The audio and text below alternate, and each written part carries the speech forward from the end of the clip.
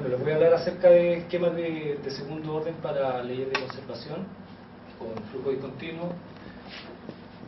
Bueno, la idea acá es tratar un modelo particular. Vamos a proponer dos esquemas numéricos, uno de los cuales va a estar digamos solventado por un análisis de convergencia. Este es un trabajo que fue parte de mi tesis doctoral, un trabajo publicado en mi edición Matematique, en conjunto con mi profesor tutor y dos colaboradores internacionales, Karslen y Towers. En general, este tipo de modelo es muy aplicado a lo que es la ingeniería, por ejemplo, en procesos de minería, en procesos de sedimentación y también en tratamientos de agua servida. Son muy usados este tipo de modelos. Bueno, a grosso modo voy a describir lo que es el modelo matemático, el tipo de soluciones que tenemos para este modelo. Propongo los dos esquemas, uno de ellos con resultados de convergencia y algunos, bueno, solamente voy a mostrar un ejemplo numérico para no redundar tanto. Recién, hace un par de minutos, me rodillo una imagen de internet, más o menos para ilustrar donde se utilizan estos modelos. Acá tenemos un expresador clarificador. Estas son vasijas de grandes dimensiones, las cuales son continuamente alimentadas con sedimento, y por efecto de la gravedad se produce la separación entre la parte sólida y la parte líquida. Obviamente en la parte superior tenemos el fluido claro, el cual sale del expresador clarificador y después por otros procesos se trabaja con este fluido y se transforma en agua potable, etc. En la parte inferior de este tipo de unidades se produce el descargue del sedimento. Si queremos ilustrar, podemos nosotros hacer, si hacemos un corte vertical de este tipo de unidades, obtenemos esta figura a grosso modo de ilustración, la cual tiene tres zonas críticas, que es una zona de alimentación de la suspensión, tenemos una zona de salida del fluido claro y tenemos una zona de descarga del sedimento. ¿Ya? Para este caso, el modelo matemático está dado por esta ecuación, en este caso una ecuación hiperbólica, la cual describe la evolución de la concentración en el tiempo. La concentración está dada por la función U, que toma valores en un rango entre 0 y 1. Obviamente acá tenemos concentración del fluido claro, es decir, tenemos valor 0, y acá valores mayores que 0, donde la cota máxima, como dije, es igual a 1. Este modelo es un simple modelo, un modelo unidimensional, donde tenemos la función de flujo, la cual describe las propiedades del material en el proceso de sedimentación. La función de flujo es la complicación matemática que presenta este tipo de ecuaciones, la cual es definida de esta forma. Depende de la función gamma y de la concentración. Gamma es una función que es discontinua con respecto a la variable espacial, donde la primera componente gamma 1 es diferente de 0 dentro del espesador. Bueno, la función Sx representa nada más que el área transversal en cada punto del espesador. Por ejemplo, si consideramos solamente esta figura como ilustración, el área en este caso sería constante y distinto de 0 fuera del espesador. Además tenemos una función gamma 2 que tiene otra discontinuidad que se produce en la zona de alimentación, donde el fluido es separado en direcciones hacia arriba y hacia abajo. Tenemos una condición inicial para el problema, independiente de la condición inicial que nosotros tengamos, si es suave o no. El tipo de soluciones para esta ecuación son siempre discontinuas. Entonces necesitamos definir las soluciones débiles, que son soluciones que están en el espacio de BT, que es el espacio de las funciones localmente integrables. Una función va a ser una solución débil del problema si satisface las siguientes condiciones. Es una función que está en el espacio de BT, además es una función del infinito, y además para cualquier función test satisface la ecuación integral de esa forma. El trabajo teórico se hace, como les dije, en la ecuación hiperbólica, Lo único que hacemos acá, sin tener un curso de numérico avanzado, nosotros obtenemos una solución, una aproximación numérica de esta ecuación dada por este esquema explícito, ¿ya? Discretizamos la variable temporal y discretizamos la función de flujo de esta forma, usando particularmente el flujo numérico del Puig-Hodgson definido de esta forma. Entonces las aproximaciones numéricas para este problema están definidas de esta forma. Acá, considerando solamente este flujo numérico, el esquema explícito que obtenemos es un esquema de primer orden. Ahora, la idea que de los esquemas de primer orden que no son muy utilizados en lo que es el cálculo computacional, entonces se exige que los esquemas tengan mayor orden. En este caso vamos a proponer esquemas de segundo orden, y la forma de hacer esto no es nada más que obteniendo un término de corrección en el flujo numérico, ¿ya? Este término de corrección se obtiene a través de un simple análisis del error de truncamiento del esquema, usando, por ejemplo, términos de corrección de Lac-Vendroe, los cuales me garantizan que el esquema, el nuevo esquema, va a ser un esquema de segundo orden. Obviamente, bueno, los términos de corrección tienen los términos o sea, dependen fuertemente de la función de flujo discontinuo, ¿ya? En este caso, si consideramos solamente, si hacemos el análisis de error de truncamiento, obtenemos, como les dije, un término de corrector del tipo Lac-Vendroe, el cual garantiza que el esquema explícito va a ser de segundo orden en la variable espacial y en la variable temporal. El problema que presenta este tipo de esquemas de segundo orden es el siguiente, lo grafico en este ejemplo numérico. Con línea continua es una solución exacta de un problema particular. Si yo hago una aproximación numérica con el esquema explícito de segundo orden, bueno, y grafico este esquema numérico con estos puntitos azules, lo que produce este tipo de esquema de segundo orden son oscilaciones cerca de las discontinuidades, ¿ya? Esto es un fenómeno que es conocido. Hay distintas técnicas para evitar este tipo de oscilaciones cerca de las discontinuidades. Uno de ellos es usar funciones limitadoras. Estas funciones limitadoras lo único que hacen es, digamos, modificar un poco los términos originales de Lac-Vendroe y forzar esta propiedad sobre el esquema numérico. Esta es la propiedad de una propiedad llamada TBD, que es la de variación total decreciente. Es decir, esta función limitadora lo que va a hacer, va a forzar esta propiedad, que significa que la variación total de la solución en el tiempo n+1 tiene que ser menor que la variación total de la solución en el tiempo anterior. Uno de los limitadores más conocidos, que es de los más usados, es la función min-mod, definida de esta forma, donde yo hago un preprocesamiento de los términos originales de Lac-Vendroe y obtengo finalmente mi nuevo término de corrección. Si yo ocupo ahora este término de corrección con la función limitadora, ¿qué es lo que vamos a obtener?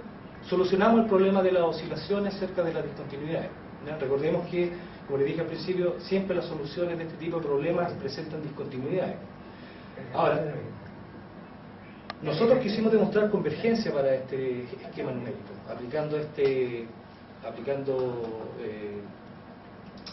tipo de técnica de limitadoras, pero el problema que se nos presentó es que, como nosotros estamos considerando una ecuación que tiene discontinuidad en el flujo, esto finalmente no garantizó que la propiedad TBD sobre la solución se satisfaciera.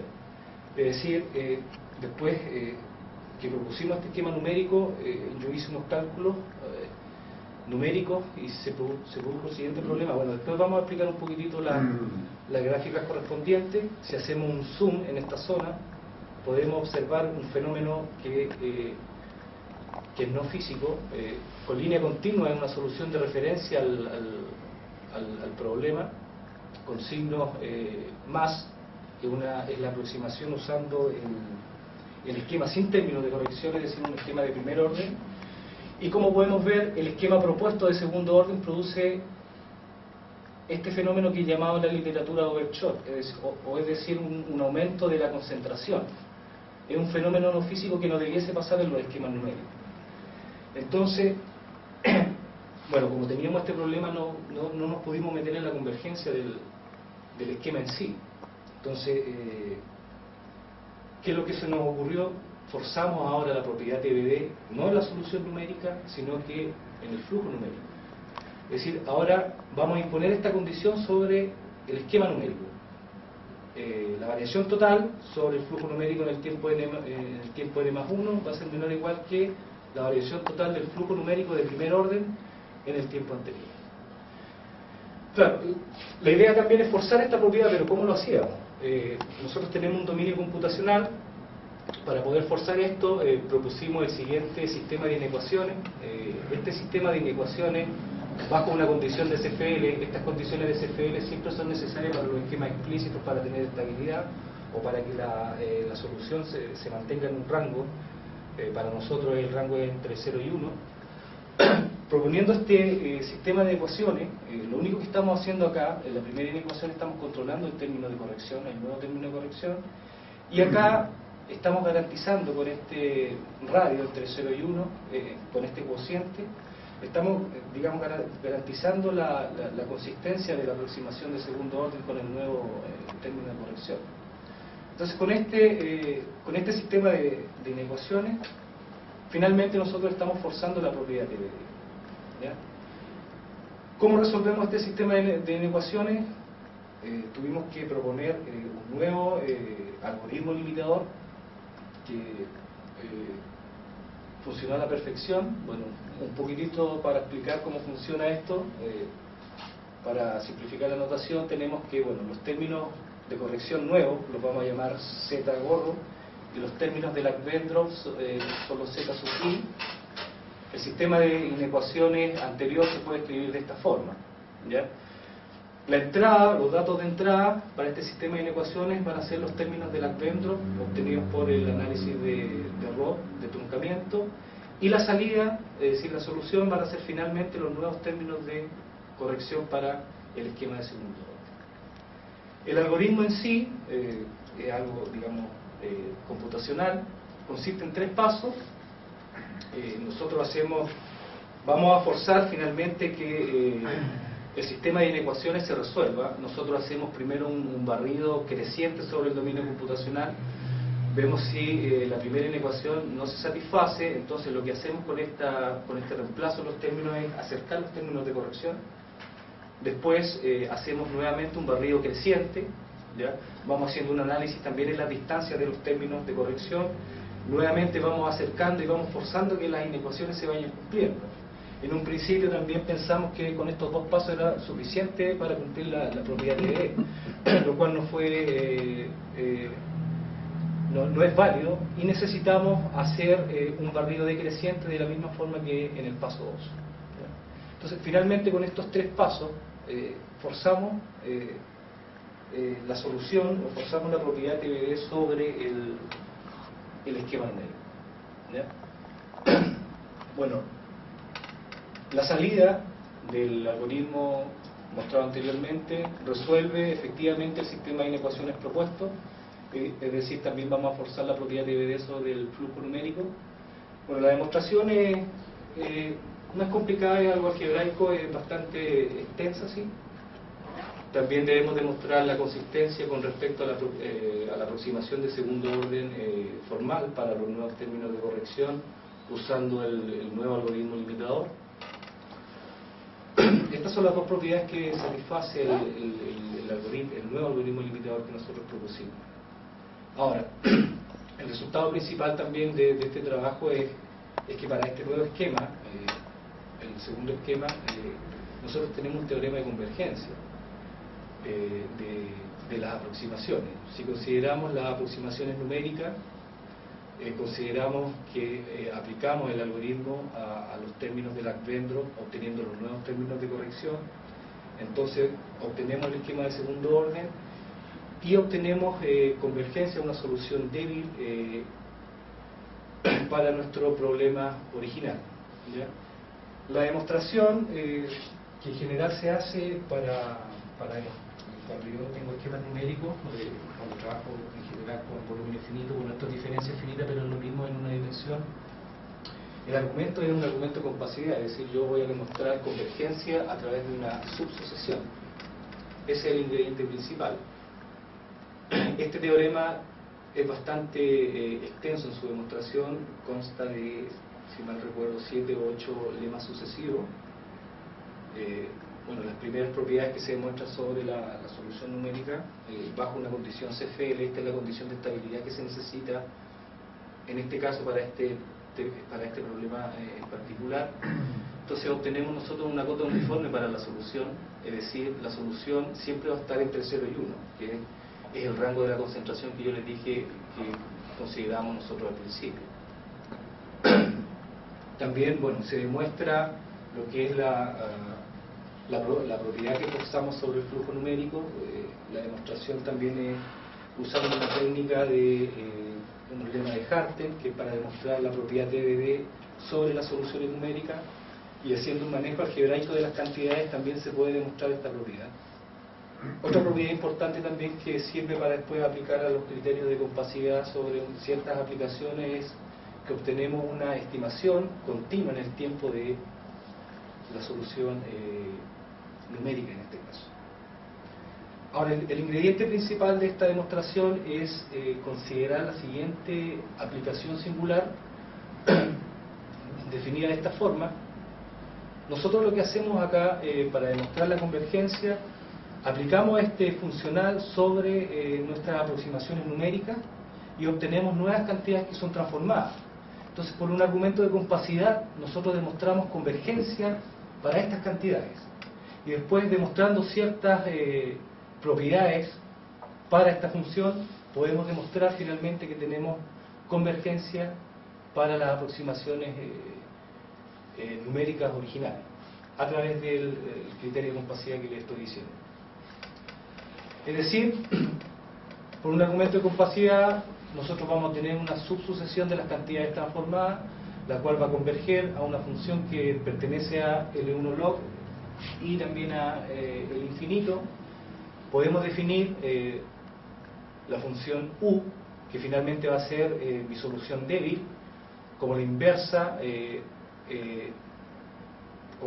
la aplicación aplicada sobre el límite de esa subsucesión, lo cual está bien definida, ya que se demuestra dentro del teorema también que la aplicación que estoy considerando es estrictamente creciente.